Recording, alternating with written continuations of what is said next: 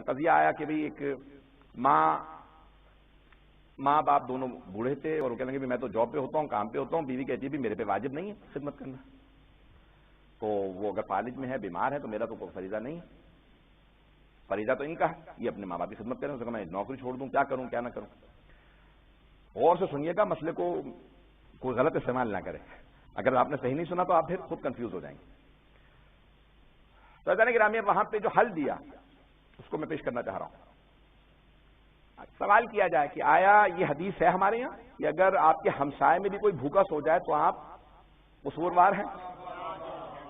ہمسائے میں بھی کوئی بھوکا سو جاتا ہے، آپ کے نیبرہڈ میں کوئی ہمسائے میں آپ کا بھوکا سو گیا تو آپ حدیث میں ہے کہ آپ قصوروار ہیں۔ تو میں نے کہا آپ کے تو گھر میں ہی ساس سسر بھوکے سو رہے ہیں۔ تو کہا لیکن ہم نے پوچھا تھا، علماء نے فقہاء نے یہی بتایا کہ واجب نہیں۔ میں نے کہا ہاں واجب نہیں ہے لیکن واجب ہے بھی۔ اگر اللہ کہہ دیتا ہے نا کہ بھئی واجب ہے تو ساس سسر کہتے ہمارا کیا کر رہی ہے، اپنا واجب ادا کر رہی ہے، لیکن شریعت نے کہا کہ نہیں، بہو پہ واجب بھی نہیں قرار دیں گے تاکہ اگر خدمت کرے تو ساس سسر تعریف کریں کہ ہاں اس نے خدمت کی ہے۔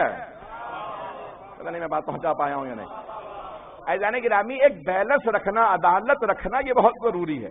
ہم ہمیشہ دو ایکسٹریمز پہ جا رہے ہوتے ہیں، یا ظالم بن جاتے ہیں یا تمکین ظلم کرتے ہیں، دونوں جائز نہیں۔ ان الفاظ کو غور سے دوبارہ سن لیجیے گا، یا ہم ظالم بن جاتے ہیں، ظلم اب بہت بڑا لفظ ہے، اب یہ بہرحال چھوٹے پیمانے پہ بھی ظلم ہو سکتا ہے، ہمیشہ ظالم یزید ہی نہ سوچ لیا کیجیے، بہرحال کا چھوٹے پیمانے پہ بھی ظلم ہوتا ہے۔ توجہ ہے میرے ساتھ؟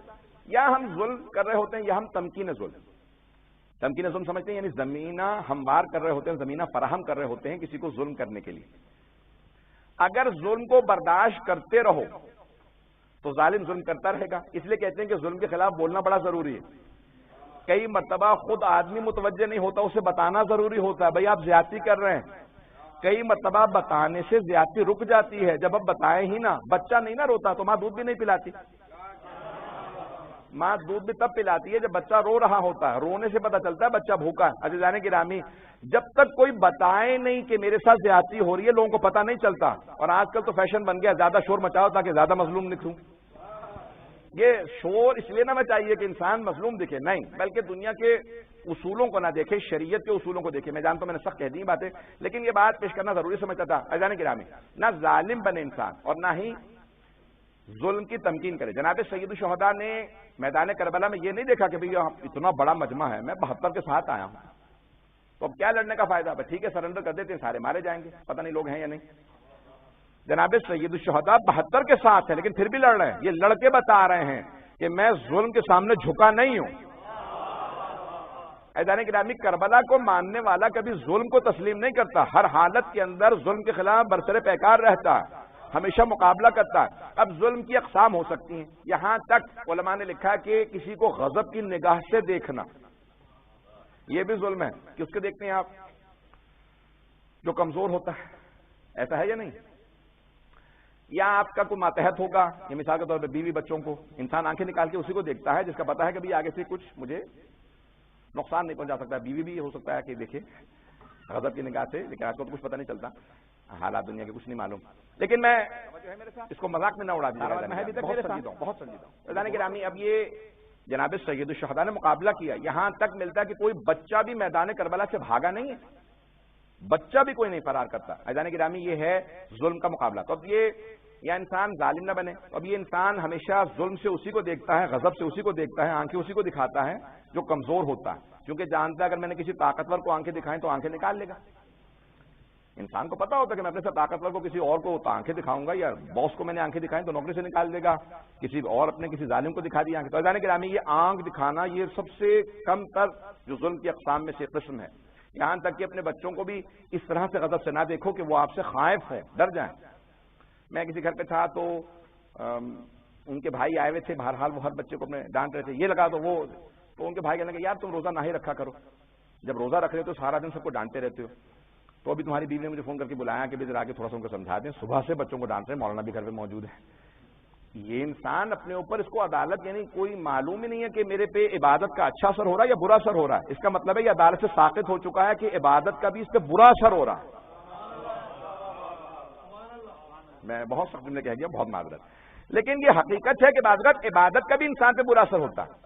یہ عدالت انسان کی اگر طاقت ہو جائے، یعنی کہ تن جملے ہو سکتے ہوں گے، اس کے بعد انشاءاللہ تعالیٰ ایک واقعہ پیش کر دوں گا تاکہ آپ کی توجہ میرے ساتھ ہو۔ عدالت وضع الشیء فی محل، ہر شے کو اس کی جگہ پہ رکھنا، نہ ظالم بننا اور نہ ہی تمکین ظلم کرنا۔ ایک اور حدیث ظاہر میرے ذہن میں حوالہ نہیں ہے لیکن علماء نے اس کو بہت زیادہ پیش کیا، الظالم والمظلوم کلاہما فی النار، ظالم اور مظلوم دونوں جہنمی ہیں۔ پوچھا مولا ظالم تو سمجھ میں آ رہا ہے، یہ مظلوم کون سا؟ کہ وہ مظلوم جو ظلم کو سہتا رہے، برداشت کرتا رہے، اس کے خلاف آواز بھی بلند نہ کرے، جو کبھی بولے بھی نہیں۔ یہاں تک ہمارے فقہا کا فتویٰ ہے کہ اگر آپ کے گھر میں ڈاکو آ جاتا ہے، چور آ جاتا ہے، اور آپ جانتے ہیں یہ مجھے قتل کر دے گا، مار دے گا، اور آپ میں صرف اتنی طاقت ہے کہ مرنے سے پہلے ایک تھپڑ مار سکتے ہیں صرف، تو ہمارے فقہا کا فتویٰ ہے کہ مرنے سے پہلے وہ تھپڑ مارنا واجب ہے۔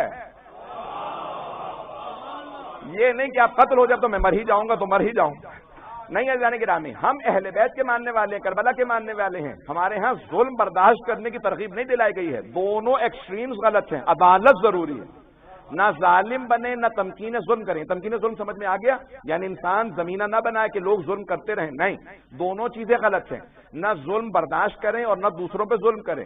جب دونوں سے آپ بچ جائیں گے تو پھر انسان عادل بن جائے گا۔ اسلام آیا ہے تمام معاشرے کو عادل بنانے کے لیے، اور اگر عدالت کو دیکھنا ہے تو جناب امیر علیہ السلام کے لیے سرور کائنات کی حدیث ہے، یدی وید علی فی العدالت فی القضاء سوا، عدالت میں قضاوت میں میرا اور علی کا ہاتھ ایک سا ہے، ہم جو فیصلہ کرتے ہیں ایک سا کرتے ہیں۔ بچوں کے لیے خصوصاً نوجوانوں کے لیے پیش کر رہا ہوں اس روایت کو، سن لیجیے گا کہ جناب سلمان فارسی جناب ختمی مرتبت کے پاس جاتے ہیں، آپ خرمے کھا رہے ہیں، کہا یا رسول خدا عطا فرمائیے، آپ نے خرمے اٹھائے جناب سلمان کے ہاتھ پہ رکھے، جناب سلمان خیمے سے باہر آئے، گننا شروع کیا تو دیکھا 9 خرمے، فوراً جناب امیر کے پاس گئے، جب ان کے پاس گئے تو وہ بھی خرمے کھا رہے تھے، کہا یا علی عطا فرمائیے، تو مولا نے بھی فوراً بغیر گنے خرمے اٹھائے،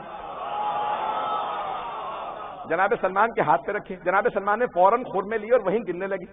جب گن رہے تھے تو جناب امیر علیہ السلام نے فرمایا کہ سلمان کیا گن رہے ہیں آپ؟ اگر رسول خدا نے 9 سے زیادہ عطا کیے ہوتے تو میں بھی 9 سے زیادہ دیتا۔